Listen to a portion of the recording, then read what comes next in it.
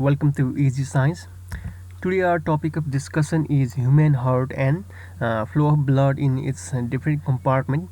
Now let's begin with its introduction. Heart is a hollow muscular organ that lies in thoracic cavity uh, between the lungs, and this thoracic cavity is covered by rib cage. Now this heart consists of four chambers and three layers, and its size is about the individual whiz. Normally it is about 300 gram in males, while it is about 250 grams in females. External structure of the heart, that is made up of cardiac tissue, and it is cone shaped uh, and covered by three layers. These layers are pericardium, that is outer layer, myocardium, middle layer, and endocardium, that is inner layer. In this figure you can see the different layer of heart from outside to inside. Now next one, that is pericardial fluid, that is present in between parietal and visceral pericardium. That fluid is known as pericardial fluid, which prevent the heart from certain kind of physical shock.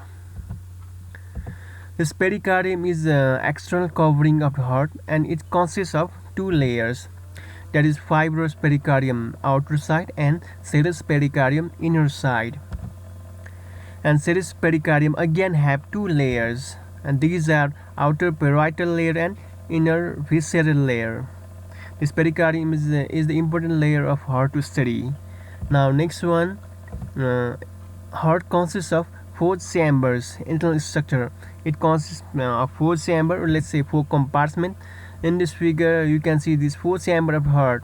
This right atrium, right ventricle, then after left atrium and left ventricle. In this compartment blood flow from one to another. Now in this figure it tries to show that flow of blood from one part of the heart to next part of heart. Let's look in bigger size, and just we'll discuss in details. In this right atrium you have seen the superior and inferior vena cava. From the superior vena cava and inferior vena cava, deoxygenated blood are collected from the various part of the body, and it drains blood to right atrium. And from right atrium the blood goes to right ventricle through tricuspid valve. It acts as a barrier between right atrium and right ventricle. During contraction of cardiac muscle, the blood grows from right ventricle to pulmonary trunk, and because of presence of tricuspid valve, it prevents the backflow of the blood from right ventricle to right atrium.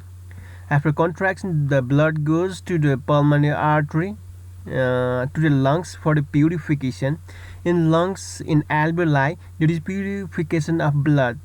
During purification, there is exchange of carbon dioxide and oxygen. That's why the blood become oxygenated, and then after the oxygenated blood that is carried by pulmonary veins. These veins carry oxygenated blood, and it drain into left atrium, and from left atrium blood goes to left ventricle through mitral valve. It is also known as bicuspid valve, and during contraction it prevents the backflow of blood from left ventricle to left atrium. So while the cardiac muscle contracts, the blood from the left ventricle goes to arch of aorta, and it supplies oxygenated blood to whole body through different branches of arch of aorta through arteries. Don't confuse with this pulmonary vein and pulmonary artery. These are exceptional cases.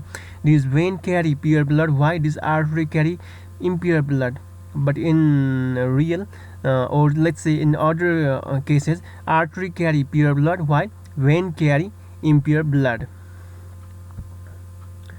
Now atrium, it is the upper chamber of the heart where large amount of blood is present. Don't confuse with atrium and artery. Look at these are atrium, right and left atrium, which consists of blood, which are the part of heart. And this artery, that is a small hollow branch arising from heart, which transfer oxygenated blood to different part of the body. They say these are arteries, smaller arteries, which supply blood to different part of the body. Now next one, ventricle. It is a lower chamber of the heart which pump the blood. These right ventricle and lower left ventricle. These are the compartments or chambers of the blood of the heart, which supply blood to various part of the body through this arch of aorta. And this right ventricle supply blood provide blood to lungs for purification. So veins, the blood vessel which carry deoxygenated blood from different part of the body. When due to action of O2 and CO2 between the cells and blood, then after deoxygenated blood are carried by veins, and they bring deoxygenated blood to inferior vena cava and superior vena cava.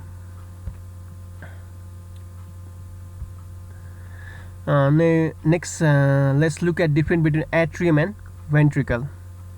This atrium is present at upper side while ventricle are present at lower side. Relatively thinner walls because they collect blood, and relatively thicker walls because they have to pump blood very forcefully. Now next is difference between artery and vein.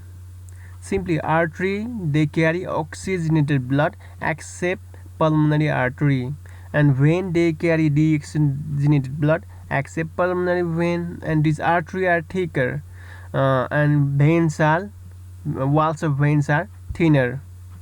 Now artery do not contain any kind of valve, but vein contain valve to prevent the backflow of the blood.